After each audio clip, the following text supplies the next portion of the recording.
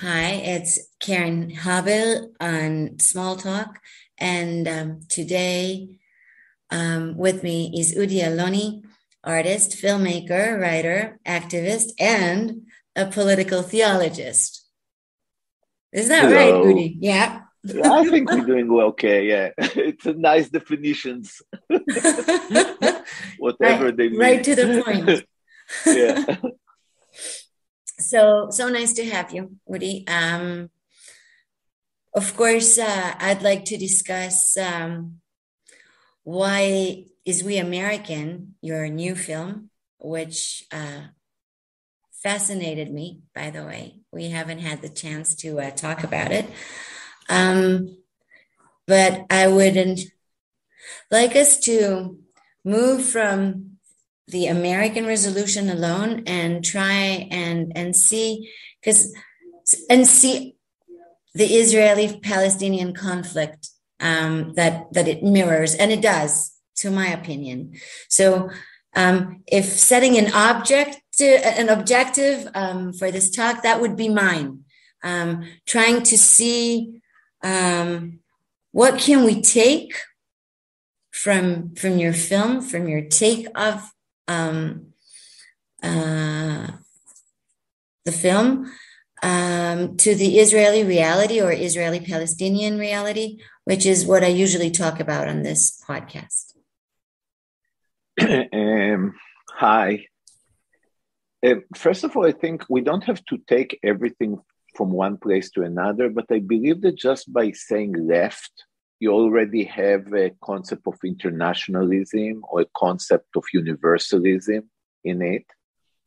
So, and then within this, with the whole new discourse, there is places that are more local. And I believe that even the fact that I went to touch the family of Aמירי Baraka, amazing Black Marxist poet, that the late Aמירי Baraka, that his son is now running the mayor of Newark. Mm-hmm. And of course, my big realization was the amazing Aמינה Baraka, that you realize suddenly what people didn't know, because at the beginning of the Black movement, the women weren't on the front, but then you understand that she was one of the most dominant person in the family. And of course, before we start to speak politics, it moved me immediately to my mom. So the first connection between Newark and Israel is the mother, because my mom is the founder of the civil rights movement and a woman that influenced a lot my thought. And many times I feel even that I'm kind of a conduit between her and new generation of people. And as a conduit, of course, I'm changing things, radicalize things, but all that. But definitely, she's a big force in my way of thinking. And meeting Amina, the matriarch of the Baraka family in Newark, and the kind of similarity or places of touching each other with my mom gave me the courage to deal with this topic. So, as you know, I'm always, not always, but most of the time I deal with the issue either of Jewishness or Palestinian and Jews, on how you can rethink binationalism. So even I lived for a long time in America, most of the time I dealt with issues that more connect to the Middle East and to my understanding as me as a Jew that active in the Middle East, etc. I mean, I did film also on the Jammu Kashmir Liberation Front, but I didn't dare to touch America for a long time because I felt I don't know. And then I realized I have a son in America, and there is a left in America. There is a beautiful grassroots movement in America. America is not only what we think, colonialism, capitalism, imperialism. It's all true, but America is also all the energy that came from Baldwin and Martin Luther King and Malcolm X. This is also America. And then I say, how can I be as a filmmaker and writer and not do a research which kind of America I want also to see, which kind of America I want my son to be part of, which kind of America I want to be part of the international discourse. And I found this America in a way in the Baraka family.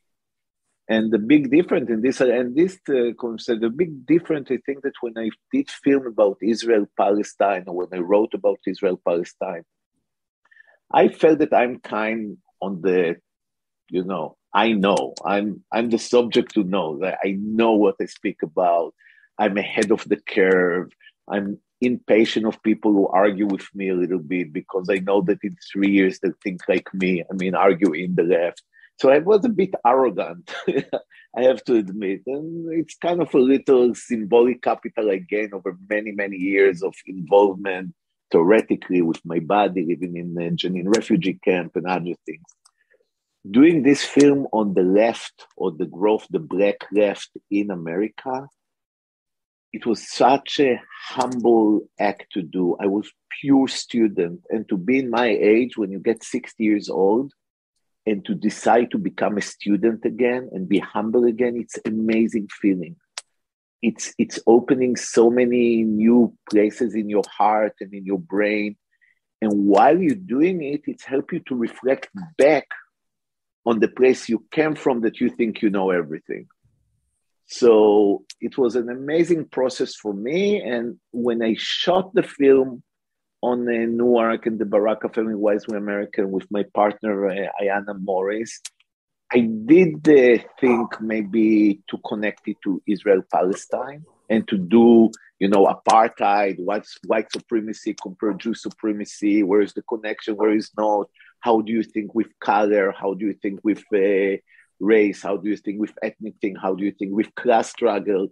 And then I said, no, deal with this topic now. Again, be humble. Don't bring now what you know. Be a true student. Try to understand it from its own discourse. And only when it's ended, I could reflect back. And when I reflect back, it's definitely something we can speak today about, what I reflect back, or if I learn new things, or if I learn to ask new questions. But definitely one of the main topics that helped me a lot, that's repeating all the discourse on the left, is the question between politics of identity and universalism. And in any place you go, it's raised again, and the people in the left that argue with each other so much, and they said politics of identity helped the right wing, they said universalism helped capitalism, and they attack each other. And for a long time, I think that it's a artificial fight, not understand that they're coming from the same roots. If for example, in the Zohar, they write that the tree of life and the tree of knowledge really have the same root. It's very important to remember that. If I would say that tree of life is universalism and tree of knowledge is political identity, and this family, the Baraka family, that started as Black nationalist and ending as social internationalist, and understand to the color of the skin, and understand the class struggle, and understand how to function together, and how the rhythm of the disruption of colonialism and capitalism have to work with both places. It was an amazing lesson for me. And I think that I can give some of it to some of my friends in Israel-Palestine. I totally relate to what you said. And I also understand why there was no need in the movie itself to discuss the Palestinian-Israeli conflict, because the movie stands for itself and for what it is. And if there are any insights one gets, it's, they're subjective, and they're not part of the movie. The movie, as it is, makes you think. And when I was looking at it, and I was thinking about, I saw some of your work during the years, and I was thinking that you always came from somewhat the roots from where you were born, who you are. You were trying maybe to figure out the identity, and then not only yours and not only the society's, but also the conflict, identity.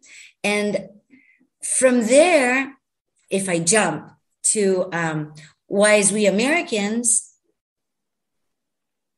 you do see the thread that holds everything, eventually in the same course, and the course is human rights. Because this is, and then now you spoke also about universalism. The core of everything is human rights. If it is kept as the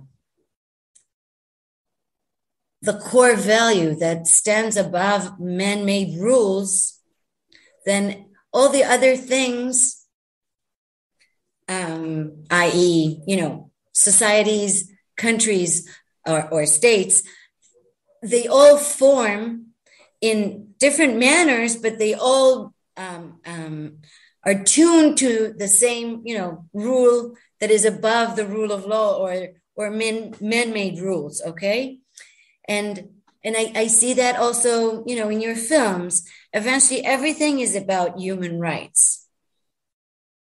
That's where everything starts, and without it, that's where everything explodes eventually.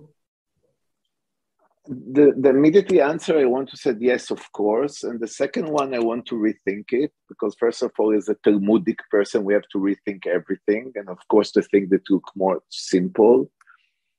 Because when we speak about human rights or civil rights and liberties, let's talk about basic liberties. Because I just want to say, of course, this is the base, but we know also that even the word human rights is used or exploited to let some strong countries to take over other country on the name of liberating their women or liberating something or this. They take over and they use the term. So the question is not only the terms you're working with it, or what the ideology that you come with, but what is the structure that you have all the time to interrupt corruption within every word you said. So sometimes the structure of the construction of be all the time in the move to be careful to say,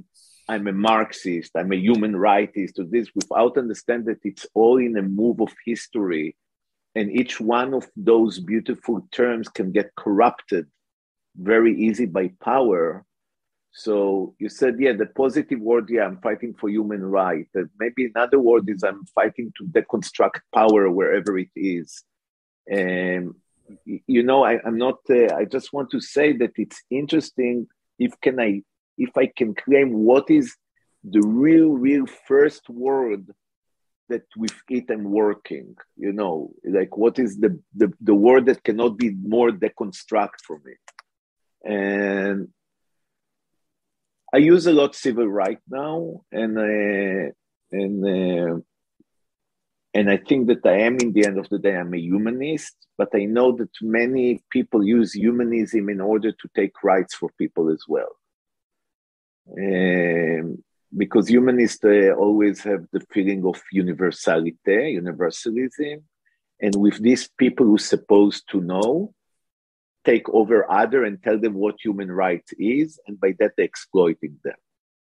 And another reason why I'm doubting this text, I'm using this because this is our experiment to things and not to lecture, right? Like I'm not now standing and try to do the revolution, but we try to do real things. When Black Lives Matter was here, and we are a huge supporter of Black Lives Matter, many people, suddenly we saw that Apple and many capitalist companies put Black Lives Matter on their windows. So I said, okay, what's going on here? And you realize that many times capitalism can fight against oppression, what feel like oppression, and they said we fight for human rights, but they don't fight against exploitation. So they can fight for the right of Black people not to walk on the street and get shot by white policemen, but they will not really fight that most of the people who get lower wage in America and live under poverty are also Black, and they are exploited, or people that are not white exploited. And part of the fight for Black Lives Matter is also to give decent education, free healthcare. This is also part of Black Lives Matter. So, of course, my core and my mom core is human rights. And as I said, I came from my mom. So, of course, it is that. I just said that sometimes liberals use it in order not to fight the fight to the end. They stopped it a step before. But and I totally agree. But they makes sense what I said? I don't know. Yeah, it does. But it's again, when it makes sense, it means that you put other things in between what you think is right and what ought to be done. Okay. And that's exactly the problem, because if human rights are the moral cause or are the axiom that we follow, then there is no such thing as hierarchy in human rights, because they're equal, because that's the whole point of human rights. As soon as there is a but, or there is, a condition, then basically it's a detour. Okay. Yeah, but the reason, sorry. No, it's okay. So of course, Apple as a company is not a human rights activist. Yes, it does. It might have the values that we, it might use the values of human rights as we perceive them, but it's not actively trying to pursue them all around the world. Okay, because there are other interests that come before that. For Apple. Yeah, I agree, but not only for Apple, and that's why I wanted in our conversation just not to use human rights so easy. Yeah.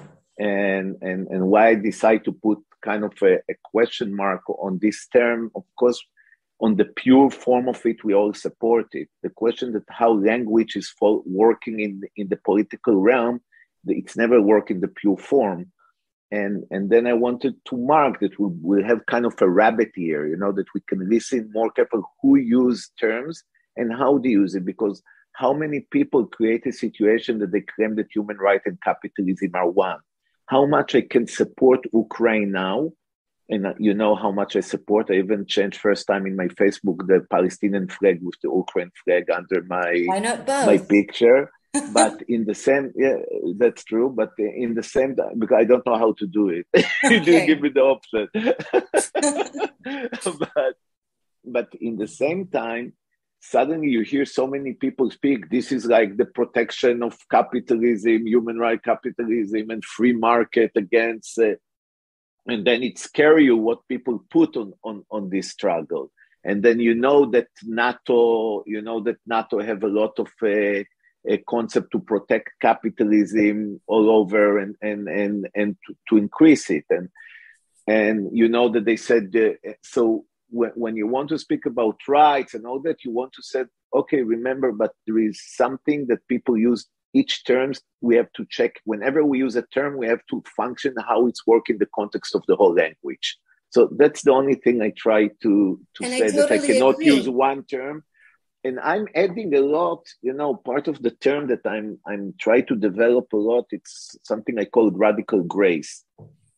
And when people ask me, and also in the eulogy of my mom, I didn't say she taught me human rights. I didn't tell she taught me leftist. Even the first book she gave me ever, that's kind of crazy when I think about it. It's the Bible, right? No. No? No, Bible is a Bible, but the story was the autobiography of Trotsky. It's not my fault, but what I try. Sorry, now I lost the thread here. But yeah, the radical grace, the reason I said that radical grace, that I said that wherever we come to position of ideology, of structure of thinking, if we don't have grace in our fight, in the end, we're becoming the enemy of ourselves. In the end, the revolution is eating their own children. In the end, we became righteous and horrific. And so maybe what I suggest before we continue, and I said, yes, I am, in many ways, I am a Marxist. Yes, I am a supporter of human rights. Yes, I am trying to put a lot of effort to put politics of identity with universalism, and claim that together we can create a better world for everyone. But I want to say that always I want to carry that we carry kind of grace with us.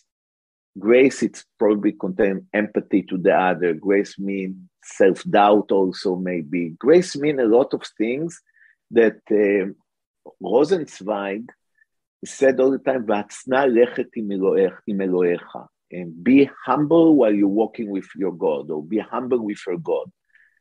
And why me, that I'm not a person that people think believe in God? Why it's so important for me, v'atzna lechet im Elohecha, v'lo rak v'atzna lechet, like, i.e., don't be just humble, but be humble with your God.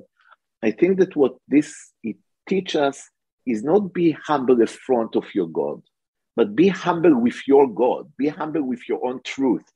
Yeah, he's God, you know this is your truth, but don't in his name try to take over the entire world. Not in his name try to force on people with other gods. Be humble with your God. Be humble with your own truth. It means you have your own truth and you fight, and people consider me extremely radical. And I moved to live in Jenin refugee camp, where what Israel called one of the most dangerous refugee camp. I was one of the first Israeli Jews that endorsed the BDS. So people said, wow, it's very radical. But I feel that I have a lot of grace of it's coming from listening to the other. It's not coming from having a truth that I have to impose on other. Me joining the BDS is not because I know it's the truth. It's like me more humble for the call of the Palestinian, and said, I will endorse it even if I'm not sure it's true. It's a very different position in a way. Well, yeah. Sorry. No, go ahead. So those are the places that I think that we as the left, if we can bring them together to the front, it will be easier to handle it, and not to become self-destructive, and also to be able to embody to us people that are less radical than us, and not immediately to condemn them as part of the petit bourgeois and part of liberalism, to endorse them while not giving up that our radical thinking, we believe it's the right way, without giving up, not to start to go and sit in a government that is part of the apartheid. But, okay. I totally understand, but, I go back to what you said when we started. You said, that you would like to say that is left. You said you held your hands in quote unquote. And that's part of the real issue we're having this podcast, to begin with. It feels like it's left, quote unquote, here in Israel, because there's no serious left. Now that Ha'avoda and Meretz party joined the coalition, without saying, was it good? Was it a good thing, bad thing? It really doesn't matter. The point is that to do that,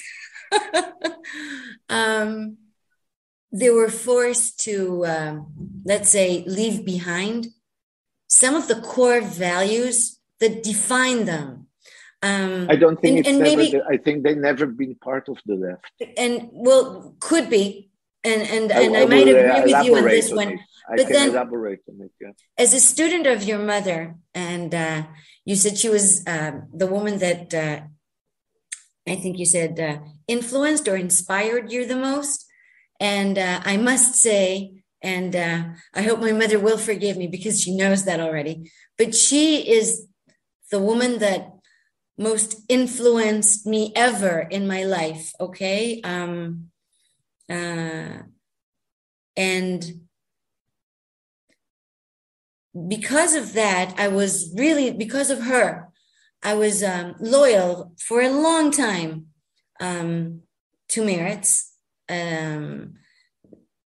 basically until I started voting הרשימה המשותפת, basically Chadash.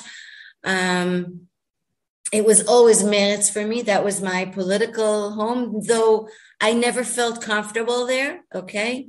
And I never thought it really manifests. It was never a manifestation of what I thought, but it was good enough for me to vote in the Israeli reality. And that's not true for a long time, right? Now, unfortunately.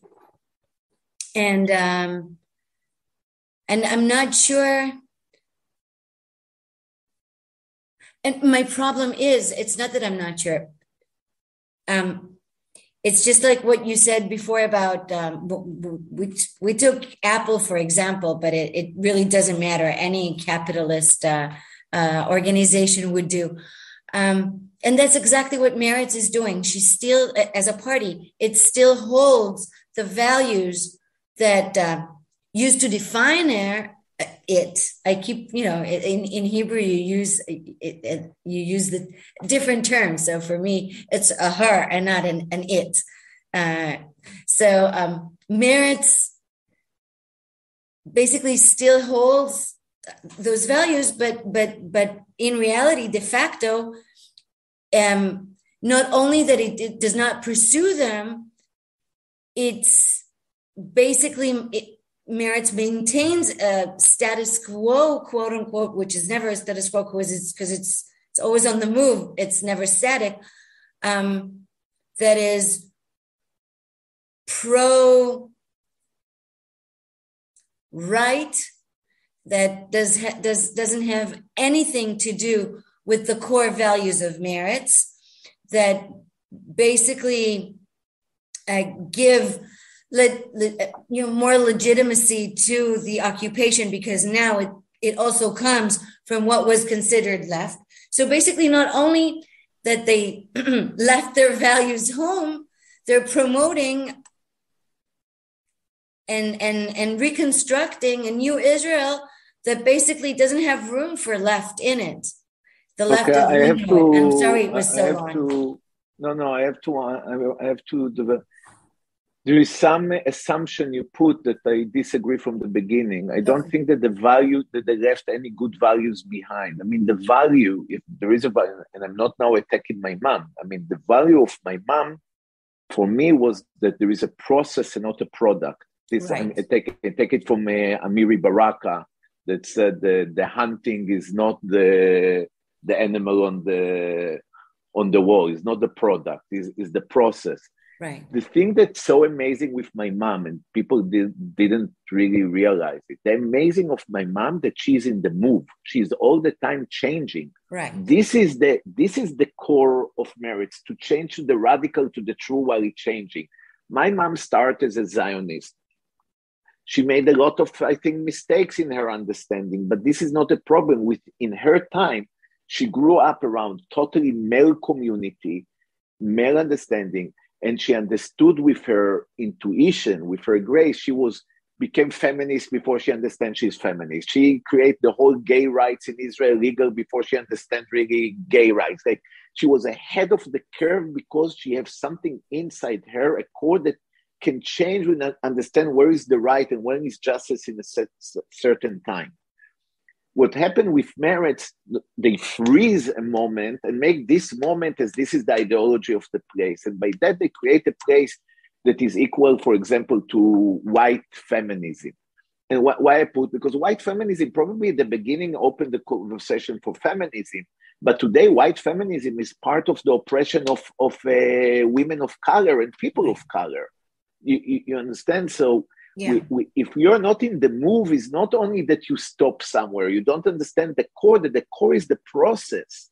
And in this case, I feel that I much more continue my mom than they continue, even though you might say that my voice sounds much more radical than her. I mean, you remember the story that when God is bringing Moses to hear Rabbi Akiva speaking, I don't know if you know this story, and Moses listened to Rabbi Akiva teaching, and Moses up there listened with God, and he said, I don't recognize anything of what he said. And then suddenly Rabbi Akiva said, and that's what we learned from Moshe in Sinai.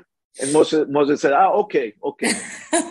And the idea that, of course, Akiva is the right, in this moment, he's the right Moses, more than Moses, because he understands the process of what Judaism is, what Talmud is. It's like all the time you're in the move with the context, with stuff. Now, when my mom have suddenly to see the Jimmy Carter book and said, wow, Udi, maybe you're right, maybe it is apartheid. You know what a break in her heart it is for a woman that in 48 hold guns to protect the whole city of Jerusalem, and suddenly realize that what she fight for is apartheid. And then you think about my grandfather that was communist, and then he saw Stalin and said, that's what I fought for. And it's like people that have the right dream, but this dream got so corrupted that suddenly you stand in front of it and you said, this is never was my dream. And you said there's no left in Israel. And I think, first of all, there is a left in Israel. One is the Reshima Meshutefet, and it's a very strong left. I mean, I was voting Hadash even when my mom was in Meretz. I voted and she knew it. And in a way, she's totally supported. This is my place.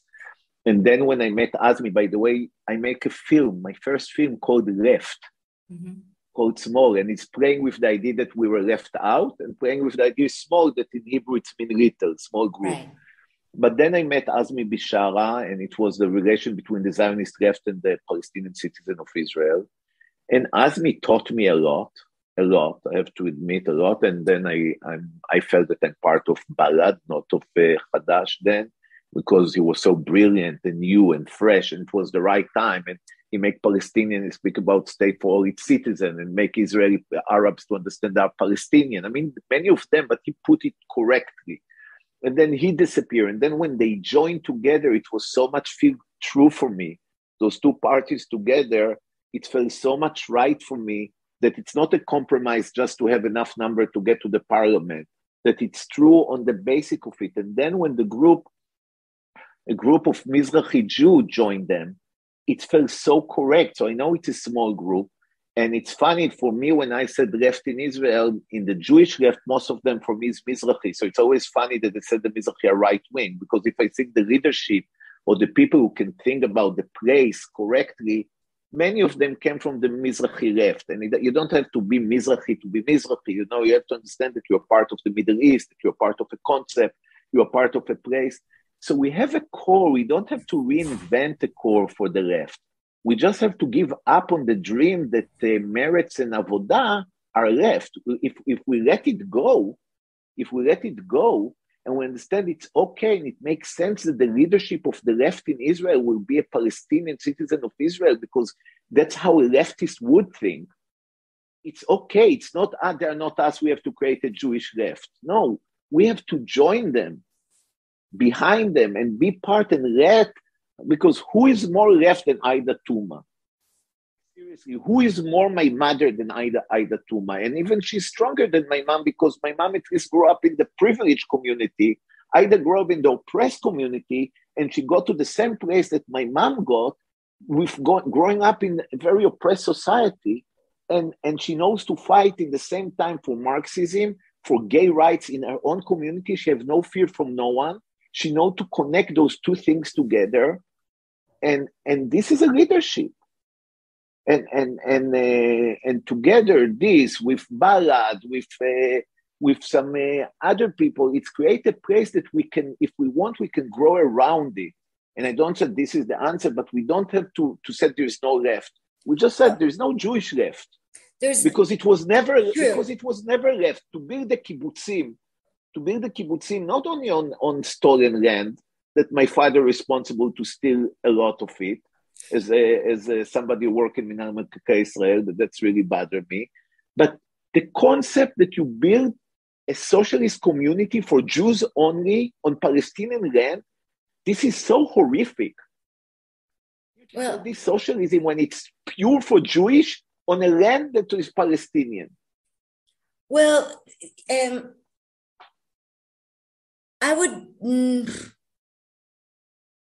I totally understand what you say. I'm not sure that this is how I would explain in short what is a kibbutz, okay? When we talk about... Okay, I can add also not Mizrahi.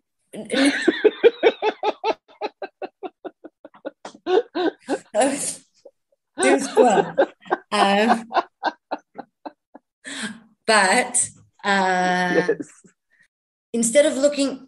And I will go back to the past, but if I'm looking at Israel today, yes, you're right. There is a left. There's a political left, and there's a non-parliamentary left in Israel. But when we're looking about the left you were talking about, for me, and I do think that I can be considered a radical leftist, it's also not an answer. It's not an answer when human rights, for me, again, get this hierarchy where it's okay, for example, to fight for human rights for Palestinians, but then, put aside the rights of the LGBT community in Israel. I have to stop you. I just brought Aida Tuma, one of the biggest fight for LGBT community, and not for white LGBT community. That's very easy for every right wing to fight, but she's fighting for LGBT community of color. Not afraid from. She was marching with them. And Tamer Nafar, a rapper. It's very important. No, it's very important that the leaders. No. Taking Aida Tuma Suleimani is the easy road. But explaining Ayman Ode, explaining Ahmed Tibi, explaining, basically the party's view on LGBTQ rights in Israel is something that I, for one, cannot defend and will not defend. Okay, so I would argue. If I have to say, what is the just cause right now? Of course, if I have to separate human rights to Palestinian human rights or LGBT human rights in Israel, of course, I'm a the bit suffering upset. of the Palestinian people is greater and bigger, and of course, no. But really for me, human rights are about equality, and when I talk about human rights, I talk about human rights for everybody.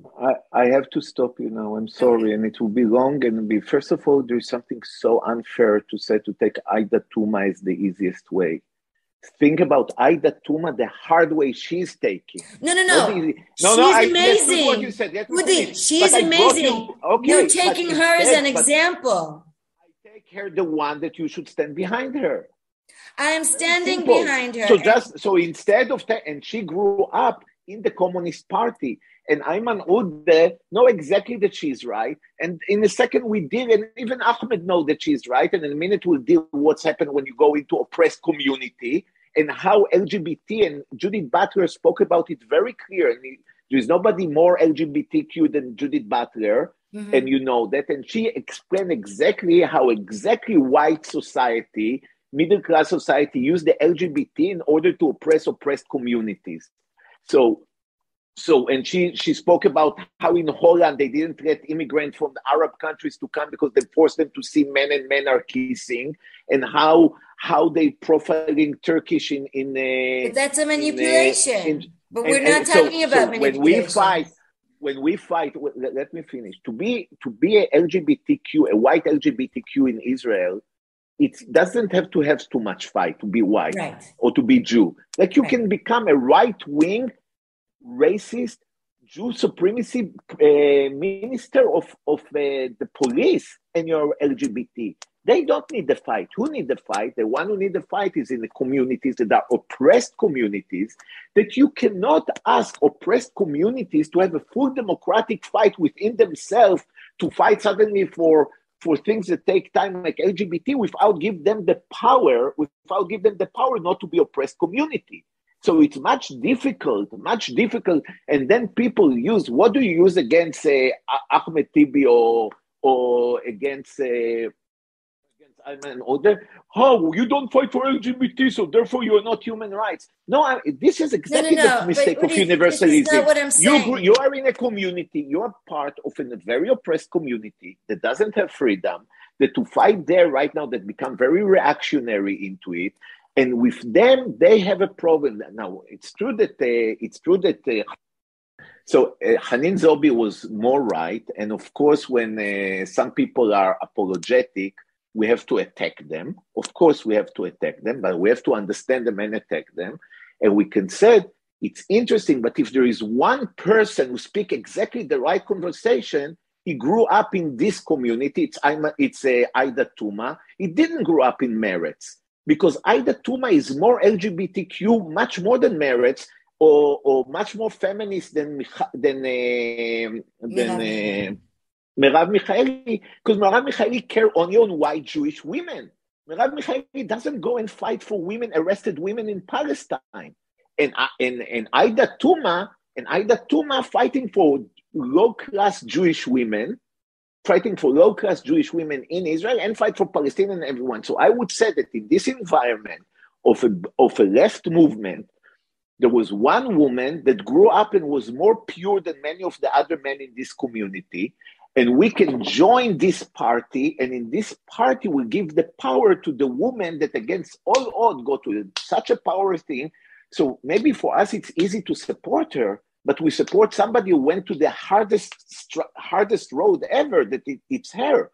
And instead to exclude and said, Udi, but how you deal with Ayman Tuma? I said, with Ayman Odi, I said, Ayman, we'll come into the party and we'll explain you that the way that Aida speaking is the right way. And inside the movement, we'll make him less afraid to speak this truth.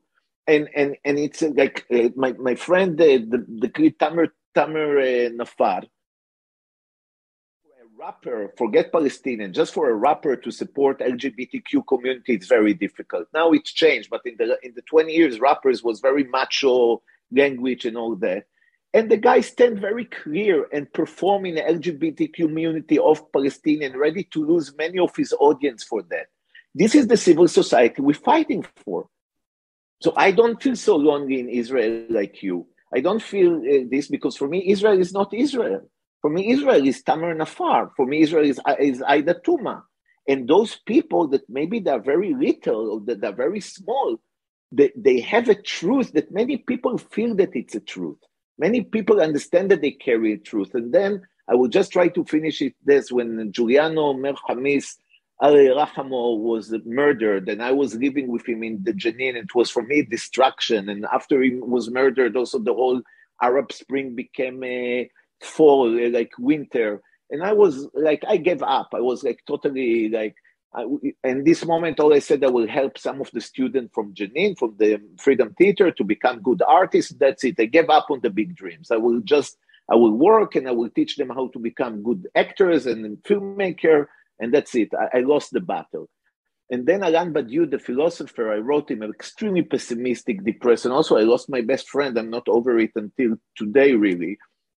And he told me, Udi, just remember, the revolution is always a surprise, never a result. We don't know when the wall will fall. We don't know when the zeitgeist will change everything. We don't know, but we know where the truth is following. And from my point of view, in this group of the Meshutefet, there is enough truth there. Enough truth that we can join it and tell Ahmed Tibi, Ahmed, you don't have to tell this bullshit about LGBTQ. We know, I know that you don't believe in it. You do it for your audience. Maybe you don't have to do it. Maybe you can be honest, as Hanin Zobi said. She said, of course I support LGBTQ, but my community is not ready for it. So unfortunately, I'm honest with you. I'm not there yet until I can take my community there and be honest about it and not try to be nice to this homophobic energy. Now, I have a story, and I wrote about it. Maybe you read about what's happened to me in Jenin refugee camp when I confront homophobia.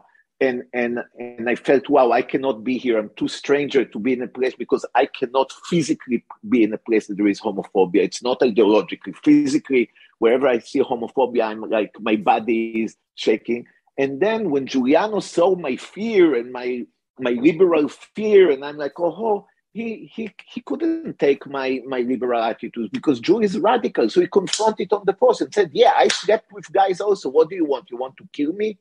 And by confronting it, it deconstructs the homophobia there.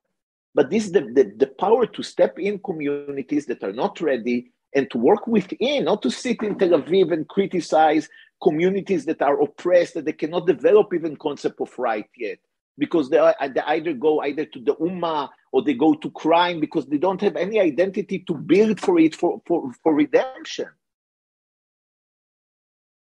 Sorry that I was over... No, okay, I'm calm now. I thought it was one of the interesting moments. So feel free, to get agitated again. Can you give me 1 minute break that I can bring me coffee a bit? Sure.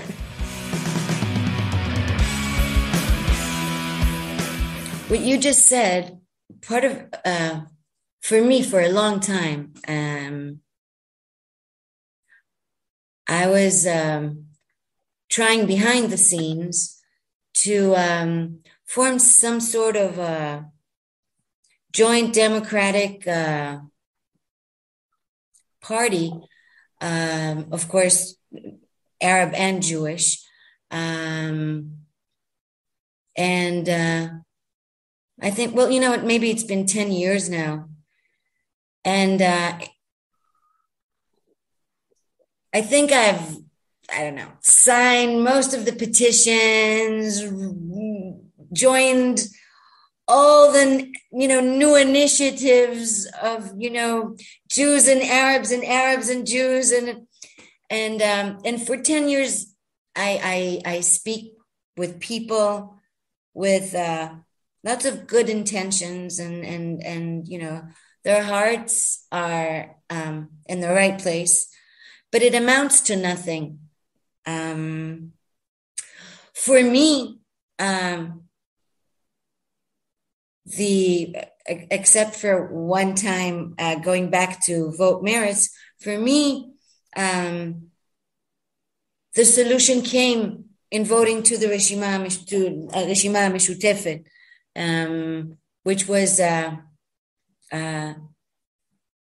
good enough for me party, in the constellation. But for a long time, and it is something that I talk about with many of my guests, for me, there were two things. I was always sure that, well, let's talk about things from 1967 and on. It took me a while to understand that, hey, it's not really 1967. So that was one thing. And that maybe a two-state solution is on paper a wonderful, just solution. Maybe, I don't know.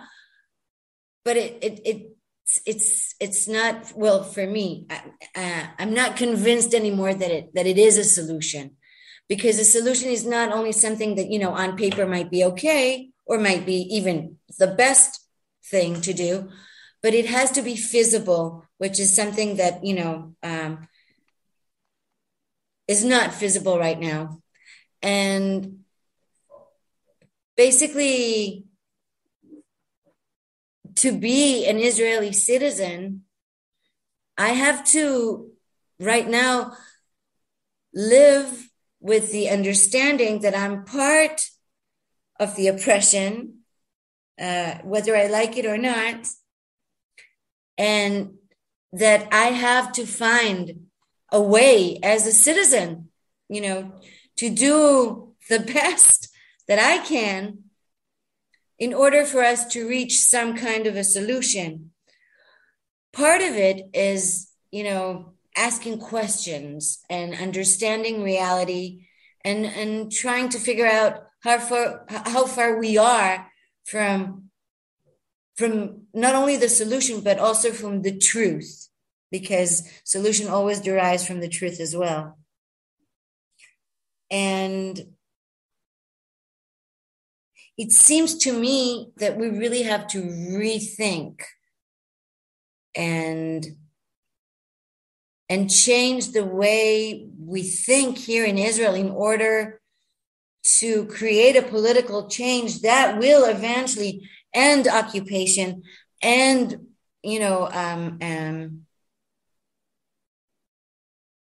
secure the liberties of the people that are living on this land from the sea to the river. From the river to the sea, all people must be free. That's Exactly. what we're screaming in the demonstration. I want to respond to it. First, before I respond to the binational states or two-state solution and all that, I want to say something about the left in general, because you said that you interviewed my dear friend Michael Sfard also before. And it's very important to understand, and I think some of the mistakes that some of the leftists do, like, for example, if somebody said he's a Zionist, they immediately excommunicate him as a rave, Also in the left, there are different jobs to different people. And we have to keep them all. And it was beautiful in the fight between Ta-Nehisi Coates and Cornel West here, like two... Right. Amazing black thinkers. One wrote Between the World and Me, and he just cared about the blackness, and this and the other see much solidarity with other. And they have a huge fight. They almost kill each other over the internet. And one of the founder of Black Lives Matter said, everyone asked me which side I am.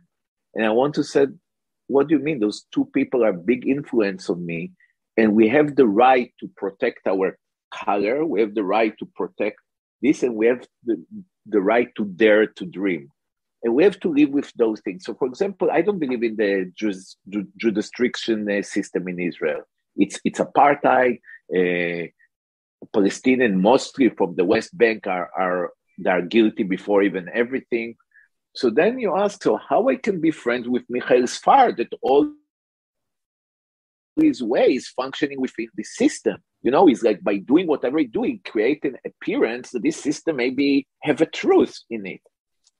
And of course that you said that without Michael Sfard, so many people would lose their land, so many people will lose their rights, so many, and you can say it also on Gabi Lasky or other radical human rights lawyers. And of course, in one hand, they are collaborating, Now, the striker, the Palestinian who strike, he can say that I don't collaborate. It is right to say that I'm really standing and I'm not standing in front of you. But we, part of, as you said, the oppressor, the one who have rights, we have to give our rights wherever we can to the one who seek for it and do whatever we can. And then if we'll be in a place and Michael Sfard cannot say I support BDS because it can hurt his client, and I said I will support BDS because it's helping in the Jewish Voice for Peace, both of us do the right thing. And that's what people have to stop to think ideologically. We can sit, Michael and me, on the same conference, and he might say, I don't support BDS, I understand it, but I don't support it. And I said, maybe I don't understand it, but I support it. And both of us will be right. And that's something that if the left will understand, maybe we can learn it from Lenin, that now Ofer Kassif will be happy with me.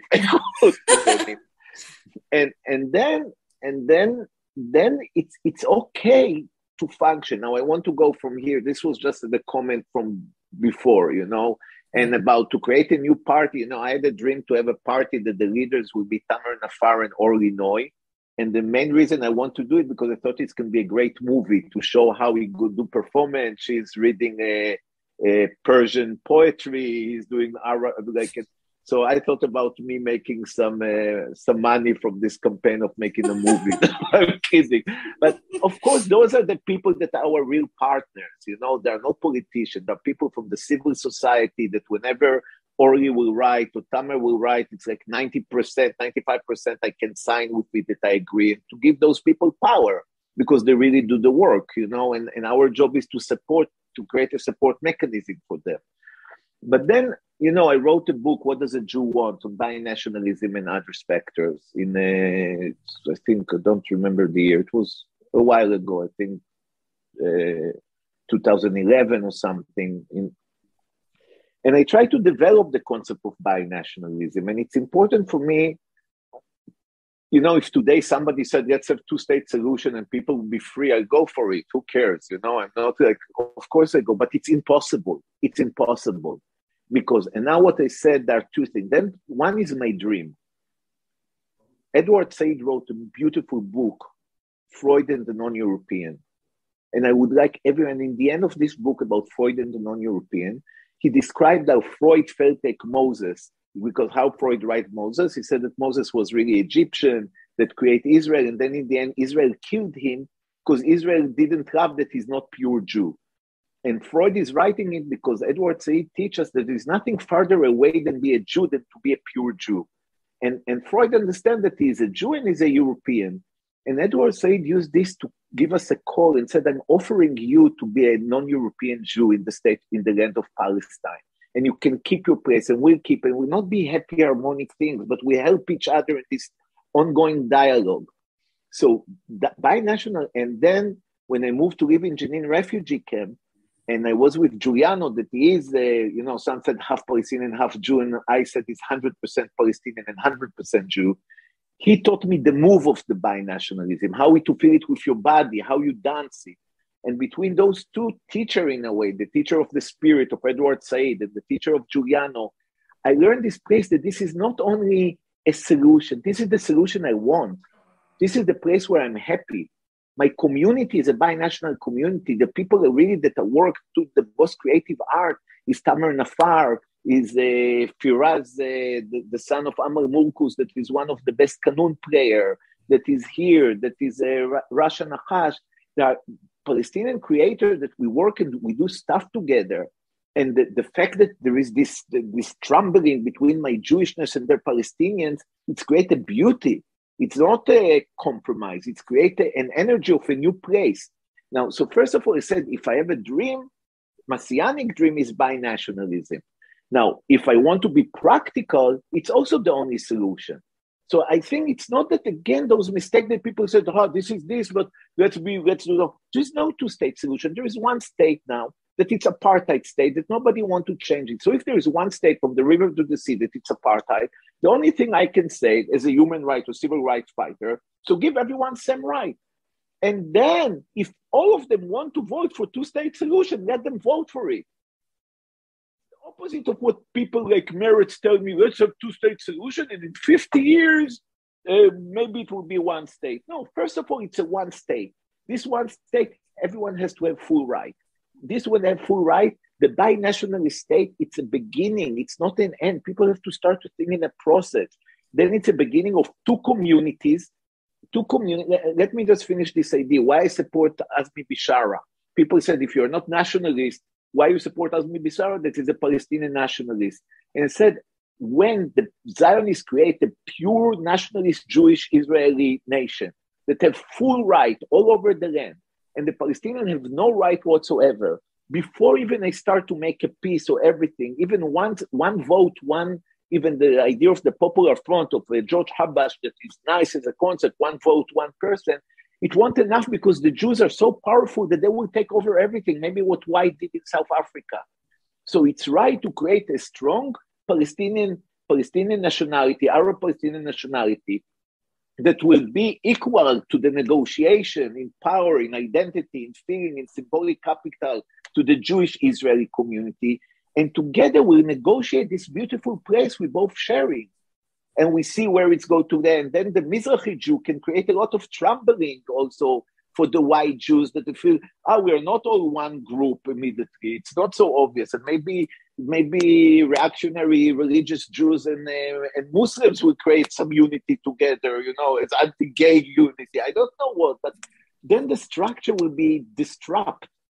And it can create a new place that comes from this new dialogue. So for me, binationalism is the beauty of a process. Again, it's a beauty. It's not, let's have binational state, let's have this. I don't know. We start with that everyone equal. We start that everyone have some identity. We start in this place and we start our dialogue.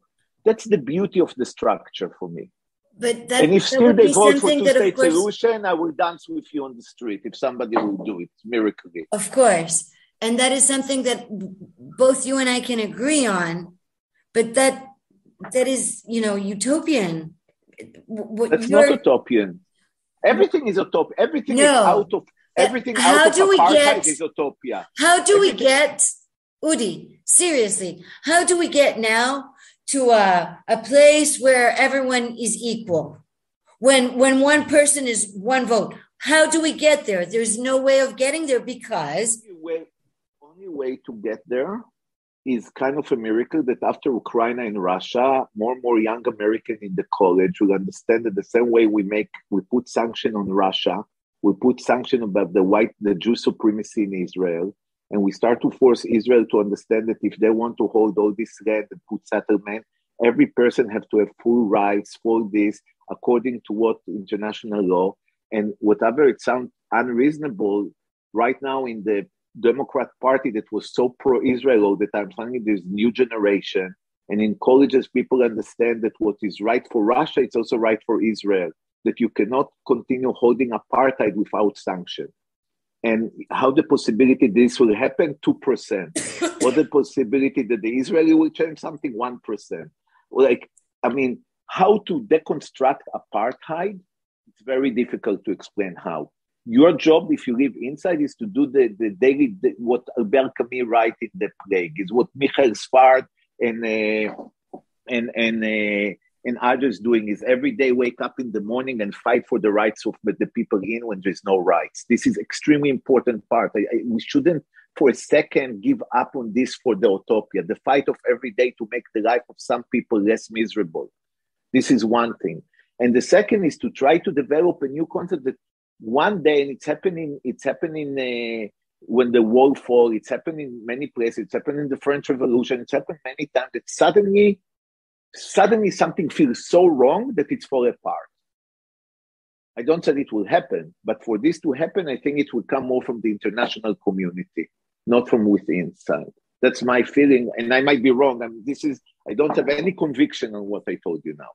It's just the little I can do, the same way I said the little that, or more than the little that Leat Semel or Michael Sfard or Gabi Lasky could do every day working there. The little we can do here is what Jewish Voice for Peace doing here, is create understanding in colleges and all that the new generation of progressive liberal American will know that we cannot longer support an apartheid state of Israel. And again, I totally support, but for me as an Israeli, we talk about 75 almost years of independence, 55 years of occupation, basically 75 years of occupation would be enough.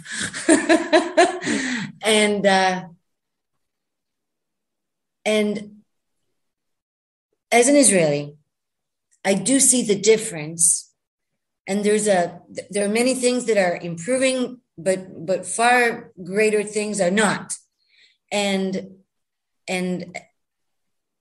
I see the next generations, and we keep on,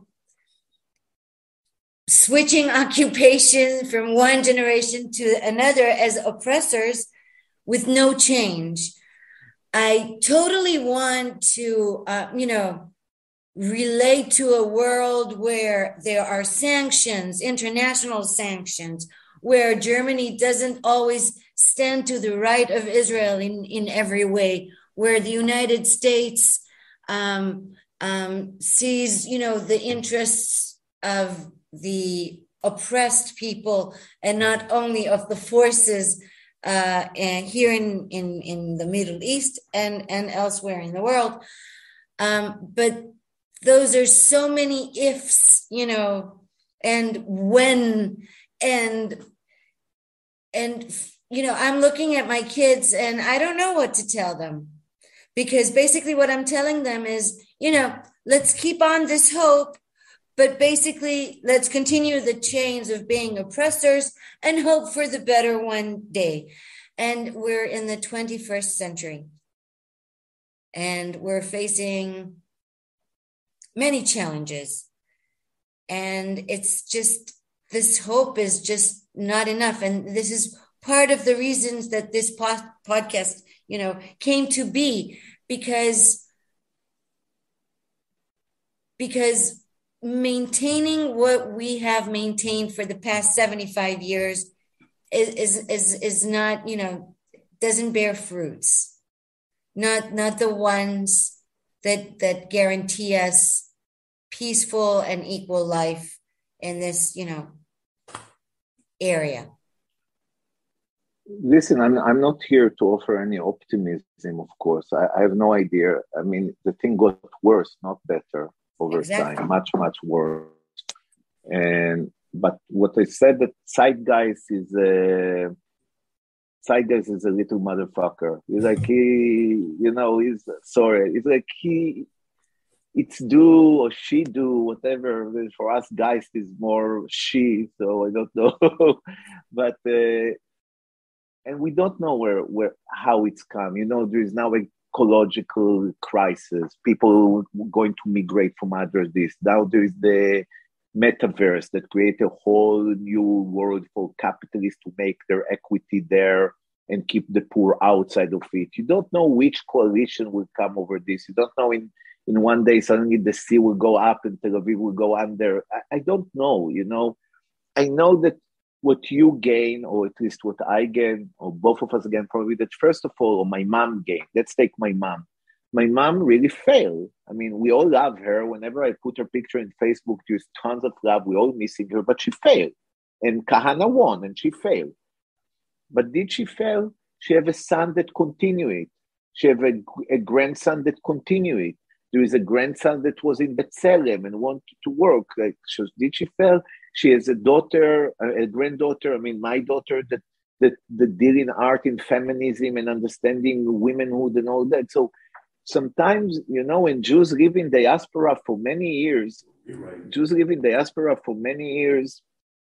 as a small minority, and they kept their faith in. And sometimes we might be, and this is something, maybe we can end with it. I don't know, because it's long, but many times when we get to the pessimistic place, I have two offerings. One, what Alan Badiou told me, the revolution is always a surprise. We have to do what we think is right. We have to fight. We have to change. We make life of 2 people better, 3 people better, 5 people, like a village better or not. We have to do what we have to do. And these things might, in the right time, when it will all fall, we should be there to fill the void. And the metaphor I love to use a lot is that we build, or that's what I felt when we made Junction 48, that it's very important for me. It wasn't only a movie with Tamer Nafar that I did, but I insist that also the crew will be 50% Palestinian. So people that are not part of the union, and I have to argue with the union, and the union wasn't racist. It was very easy to me to say they're racist, they don't want Palestinian. No, they just want people of the union. When I explain them that if I do a film on the front that is about Palestinian, also all the crew has to be at least they understood and they agree to it. And it created interesting work. So movie is never just the movie, it's also how you create it and what is behind it. So the metaphor I love to use is Noah Ark. So when there is the flood out, and it's all flooding, I cannot stop the flood now. I cannot stop colonialism. I'm not sure I can stop Putin, and I cannot stop America, because Biden, with all his attack on and Putin, continue to give billions of dollars to Israel to continue another occupation and harm other places in the world. So I don't have right now the power to do it. But I have the possibility to have my Noah arc, that we come couples of queer things, different animals that believe that create a different language of solidarity, language of universalism, language of particularism, like two of each one, that you can be very different, and yet we all in the Noah arc said yes to life in this place. And when they will destroy themselves, because what's happened many times, and you see it now with Putin also, I think, that in the end they get so crazy that in the end they destroy themselves. And that's happened a lot also in the capitalist system. They get so greedy that in the end they fall. I mean, just Obama was too scared to put them in prison. But if he was a little bit more honest, he could put all of them in prison, those greed capitalists. He was just, we realized he was serving them and not fighting them. But in general, when the void will come, we'll be able to open our Noah arc and let the people of the new language coming in. This is maybe our job now, to keep this new language, to keep this discourse, that when this will fall, we have an offering, that not darkness will take the place, but we have a new offering of a new language and giving this hope. And this is not bad at all for beginning. No, it's not. And I'm thinking, about this radical grace, and the next movie should be Why Is We Humans? Aren't we? Yeah. Are we? Are we? Yeah, are we? The rich one go to become aliens, they're flying away. Yeah, well, they sure know why they're afraid. Yeah. But thank you so much. And, it's either the change will come, or we'll try to keep at least the Noah arc floating, one of the two. If you build the Noah ark, they will come. That's another measure. Udi, thank you so much. Thank you so much. It was a pleasure. Time just, went so quickly, and we haven't really spoken about your movie, but I hope one day we will. But that's totally fine. I thank you for your time and your thoughts, and that you shared them with me.